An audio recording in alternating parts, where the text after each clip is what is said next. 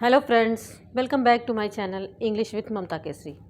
तो फ्रेंड्स, जैसा कि आप सबको पता है कि केवीएस की जो वैकेंसी है वो आ चुकी है और काफ़ी लोगों ने केवीएस में अप्लाई भी किया है जिन्होंने जो टीजीटी की तैयारी कर रहे हैं। ठीक है। और काफ़ी लोग इस बात को लेकर कन्फ्यूज़न में हैं कि केवीएस की तैयारी करें या टीजीटी पीजीटी इंग्लिश में। ठीक है। तो उसके लिए मैं ये कहना चाहूँगी कि अभी आप लोग का डेट तो डिक्लेयर हुआ नहीं है टीजीटी के लिए। ठीक है, टीजीटी एग्ज़ाम के लिए। तो जो भी आपके पास जो भी मौका है, जो भी चांसेस मिलते हैं, उसे आप ना गंवाएं। ठीक है। और रही बात, अगर आप किसी प्रॉपर विषय की तैयारी कर रहे हैं तो ग्रामर जो है वो तो दोनों में लगभग लगभग आपका सेम है। ठीक है। और बस केवीएस में ये क्या किया है कि क्लास 6 से लेकर के 10 तक के जो भी एनसीईआरटी के बुक हैं उसके सिलेबस को कवर करना है। तो आपके पास समय है और आप चाहें तो दोनों की तैयारी पैरेलल में कर सकते हैं। तो उसी क्रम में आज हम लोग शुरू करेंगे क्लास 10 का लेसन 1 जो है a letter to God NCERT book से। ठीक है। आज इसका हम समरी जानेंगे हिंदी में और उसके राइटर के बारे में जानेंगे। तो चलिए स्टार्ट करते हैं। फर्स्ट देखते हैं, ये है ए लेटर टू गॉड। ठीक है। इसके जो ऑथर है वो कौन है? जीएल फुएंटिस।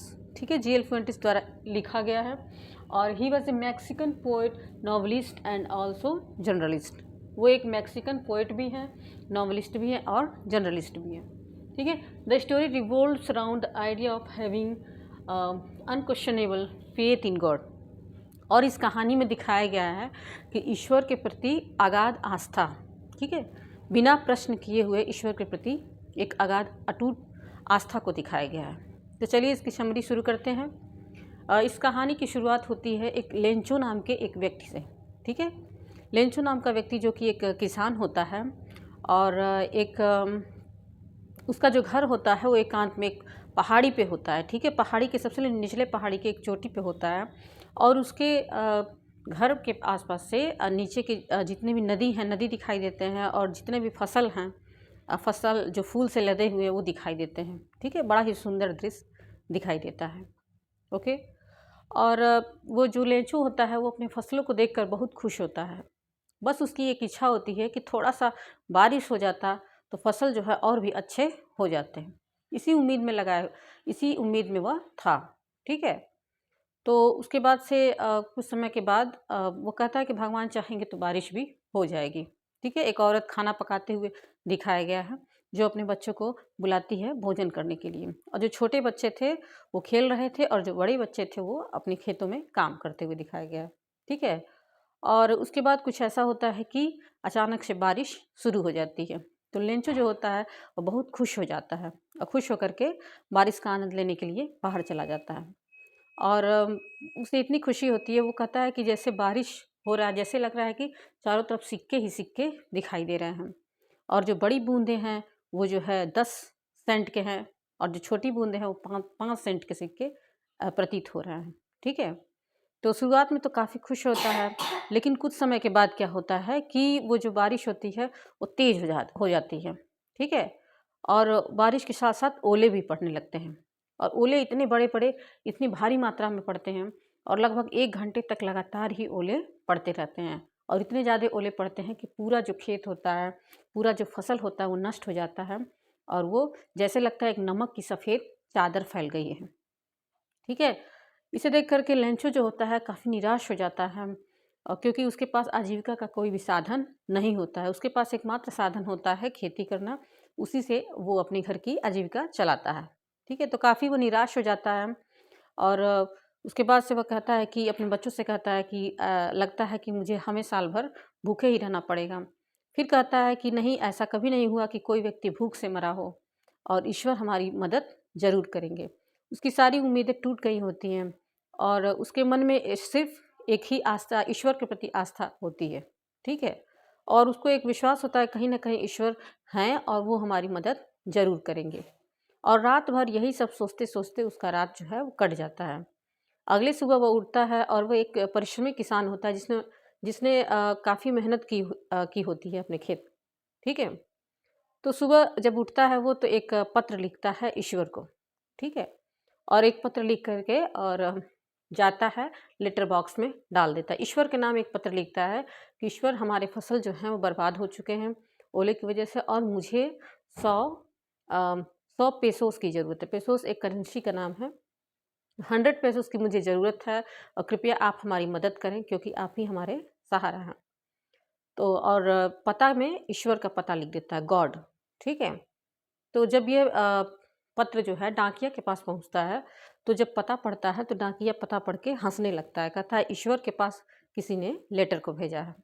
और हंसते हुए वो पोस्टमास्टर के पास ले जाता है और पोस्टमास्टर को दिखाता है कि देखिए इस व्यक्ति का ईश्वर में कितना विश्वास है कि ईश्वर के लिए इसने पत्र लिखा है, ठीक है।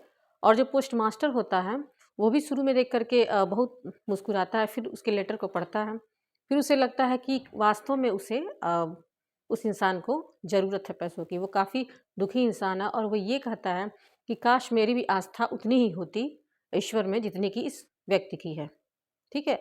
तो उसके दिमाग में एक आइडिया आता है और वो क्या करता है, कहता है क्यों ना इस इंसान की मदद की जाए।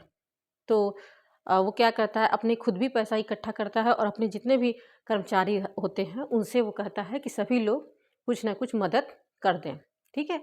तो पूरा 100 पेसोस तो नहीं हो पाता है, लेकिन कुछ आधा से अधिक जो धन होता है वो इकट्ठा हो जाता है और उसी इंसान के पते पे लिफाफा में करके उसे लेटर बॉक्स में डाल देता है। और जो लेंचो होता है उसकी ईश्वर में इतनी अगाध आस्था होती है कि उसको उम्मीद होता है कि उसका जवाब, उसके लेटर का जवाब ज़रूर आएगा। अगले दिन वह पोस्ट ऑफिस में पहुंचता है, ठीक है। तो अपने लेटर के बारे में पूछता है कि क्या मेरे नाम से कोई पत्र आया था।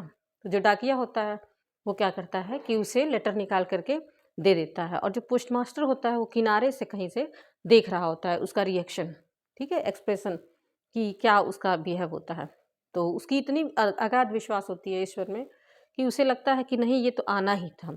वो ज़रा सा भी वो पत्र को जब उस लिफाफे को खोलता है और उसमें रुपया देखता है तो उसे ज़रा सा भी आश्चर्य नहीं होता है कि ऐसा भी हो सकता है, क्योंकि वो इतना अटूट विश्वास था उस ईश्वर में कि ईश्वर तो मदद करेंगे ही करेंगे, ठीक है।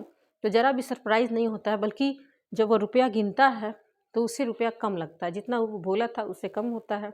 तो वह दुखी होता है या गुस्से में आ जाता है, कहता है ईश्वर आप ऐसा कैसे कर सकते हैं, मुझे इतने पैसों की सख्त आवश्यकता है और आपने ये पैसे मुझे कम भेजा है, ठीक है। और फिर से एक पत्र लिखता है ईश्वर के नाम और लिखता है कि इस बार आप जो पैसे भेजिएगा मुझे, तो मुझे डाक द्वारा मत भेजिएगा, क्योंकि जो डाक कर्मचारी हैं वो ही आधे से ऊपर पैसे खा जाते हैं, ठीक है। यह सुन कर के जो पोस्टमास्टर होता है उसे हंसी भी आती है, ठीक है, और उसकी ईश्वर के प्रति जो अगाध आस्था होती है उसे देख करके वो आश्चर्यचकित भी होता है, ठीक है। तो ये थी कहानी की समरी और इससे हम ये सीखते हैं कि ईश्वर जो है भले ही साक्षात रूप में, प्रत्यक्ष रूप में उसकी मदद नहीं कर पाए, लेकिन वो अप्रत्यक्ष रूप से ईश्वर ने पोस्टमास्टर के द्वारा उसकी मदद कर दी, ठीक है। तो बस यही कहानी है और आगे भी ये क्रम जारी रहेगा, जो भी सिलेबस है उसको धीरे-धीरे आपको कवर कराने की कोशिश की जाएगी, ठीक है। तब तक के लिए मिलते हैं नेक्स्ट वीडियो में। Thanks for watching.